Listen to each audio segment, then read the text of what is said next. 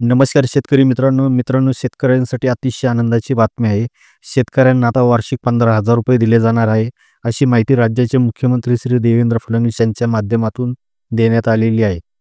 वार्षिक ₹15,000 कोणत्या योजनेअंतर्गत दिले जाणार आहे, याची सविस्तर माहिती या व्हिडिओच्या माध्यमातून आपणास समजणार आहे. तरी आपण हा व्हिडिओ नक्की शेवटपर्यंत पहा.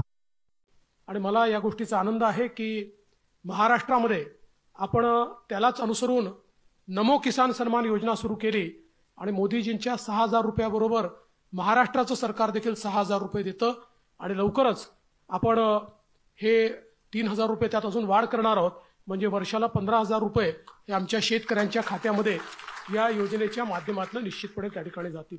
तर अशा प्रकारे शेतकरी मित्रांनो, पीएम किसान सन्मान निधी योजनेचे वार्षिक 6,000 रुपये व महाराष्ट्र शासनाच्या नमो शेतकरी महासन्मान निधी योजनेचे 6,000 रुपये असे दोन्ही मिळून जे लाभार्थी शेतकऱ्यांना वर्षाला 12,000 रुपये मिळत आहे, त्यातील राज्य सरकारच्या नमो शेतकरी महासन्मान निधी योजनेमध्ये 3,000 रुपयांनी वाढ करण्यात येणार आहे.